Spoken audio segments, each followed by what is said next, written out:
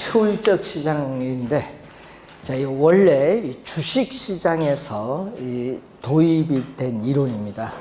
그래서 효율적 시장은 이 주식 시장에 이 새로운 정보가 유입이 됐어요.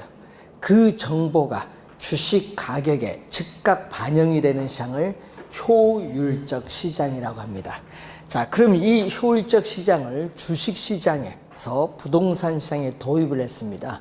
자, 여러분 거기 문제처럼 우리가 예를 들어서 정부가 어떤 지역에 신도시를 개발한다는 발표를 하게 되면은 발표 즉시 그 지역의 토지 가격이 급등하는 현상이 나타나는데 이러한 시장을 효율적 시장이라고 합니다. 자, 그래서 103페이지, 102페이지 중간에 보면요. 이렇게 나오죠. 이 시장 가치에 반영되는 정보의 내용에 따라 효율적 시장을 크게 약성 효율적 시장, 중강성 효율적 시장, 강성 효율적 시장에 세 가지로 나누고 있습니다. 자, 그 시장 중에서 이 과거에 이미 발표된 추세의 정보인데 과거에 이미 발표된 이 추세적인 정보가 현재 시장 가치에 반영되는 시장을 약성 효율적 시장이라고 해요. 자, 그래서 이 과거의 정보만 반영되어 있기 때문에 또 현재와 또 미래의 정보를 획득하기 위한 정보 비용이 우리가 발생을 합니다. 약성 효율적 시장에서는. 그래서 과거에 이미 발표된 정보입니다. 자, 예를 들어서 우리가 이 60일 전부터 어제까지 어느 회사의 주가가 어떻게 변동되는가를 우리가 분석을 해서 오늘 주가가 어떻게 변동할 건가, 이걸 이렇게 분석하는 것을 기술적 분석이라고 해요. 그래서 약성, 효율적 이 시장의 참여자들은 모두 이 기술적 분석을 하고 있다고 전제를 하는데, 이러한 과거에 이미 발표된 정보를 토대로 해서 현재 시장 가치의 변동을 분석하는 것을 기술적 분석이라고 하는데, 이러한 기술적 분석을 통해서 우리는 투자를 한다 하더라도 이 초과 이윤은 획득할 수 없다라고 해요. 자, 그래서 여러분이 이 초과 이윤은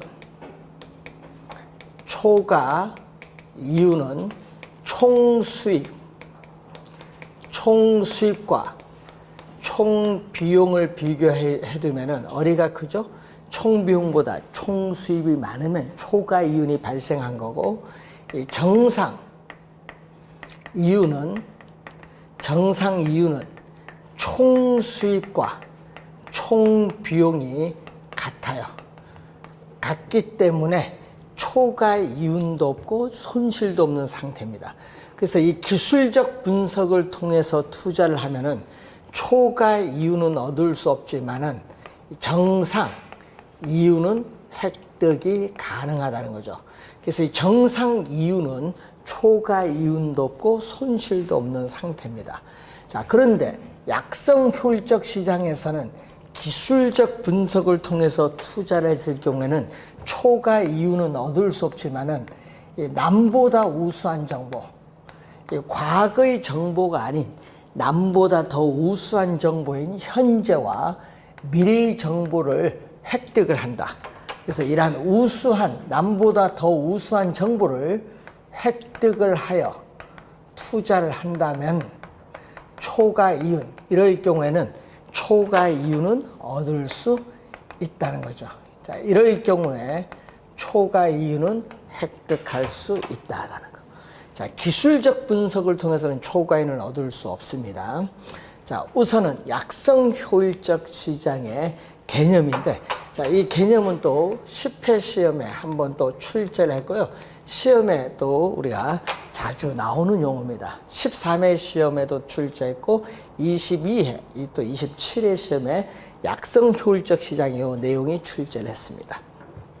자, 이 과거의 정보에다가 더해줘요. 과거의 정보에다가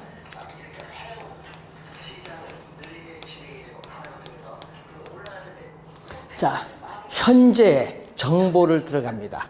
자, 과거의 정보에다가 현재 공개가 되는 이용 가능한 모든 정보입니다. 자, 이 과거의 정보뿐만 아니라 현재 공개가 되는 이용 가능한 모든 정보까지 우리는 현재 시장 가치에 반영되는 시장을 중강성 효율적 시장이라고 하는데, 그럼 중강성 효율적 시장은 과거와 현재의 정보만 또 반영되어 있기 때문에 이 미래의 정보를 또 얻기 위한 정보 비용이 또 존재를 합니다. 자, 그리고 이 두 가지를 더해주면은 이 과거의 정보와 현재의 정보를 더해준 것을 우리는 과거에 이미 발표된 정보, 이거 현재 공개되는 이 정보를 우리는 전문용어로 공표, 공식적으로 발표된 정보라고 해요. 그럼 이 공식적으로 발표된 정보, 자, 예를 들어서 삼성전자가 투자 계획, 영업 계획을 발표했습니다. 그러한 발표된 정보를 토대로 해서 현재 시장 가치의 변동을 분석하는 것을 기본적 분석이라고 해요. 기본적 분석. 그래서 또 중강성 효율적 시장의 투자자들이 이러한 기본적 분석을 통해서 투자를 한다 하더라도 또 초과 이윤, 정상 이상의 수익인 초과 이윤은 또 획득할 수 없지만은 또 기본적 분석을 통해서는 정상 이윤은 획득이 가능합니다. 자, 그런데 이 공표된 정보를 통해서는 초과 이윤을 얻을 수 없지만은 남보다 더 우수한 정보, 이 미래의 정보죠. 미래의 정보를 이용해서 투자하면 초과 이윤은 또 얻을 수가 있다는 내용입니다.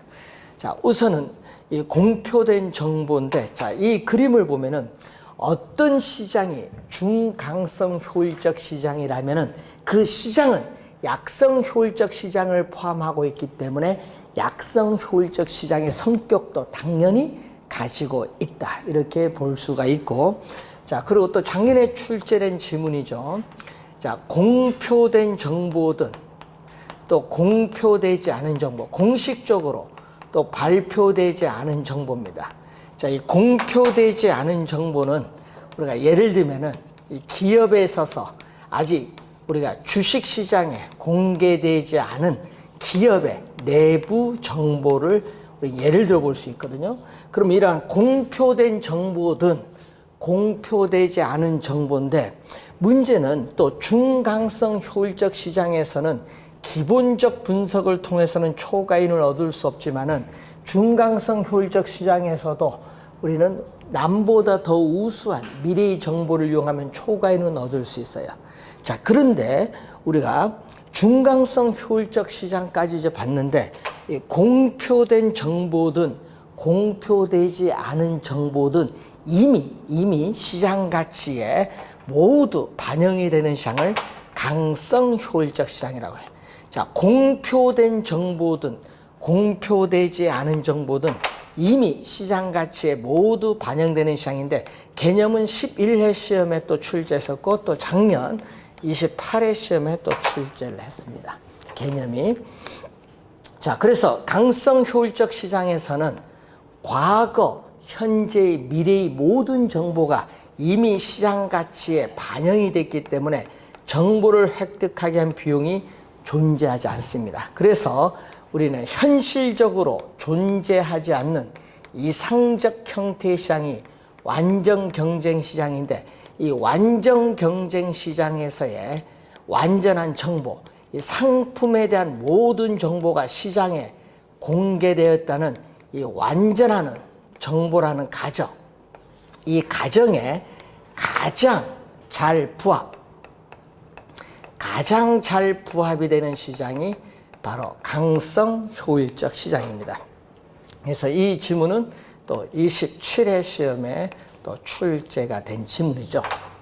완전 경쟁 시장에서의 모든 정보가 시장에 공개되어 있다는 완전한 정보라는 가정에 가장 잘 부합되는 시장이다. 그래서 여러분이 강성 효율적 시장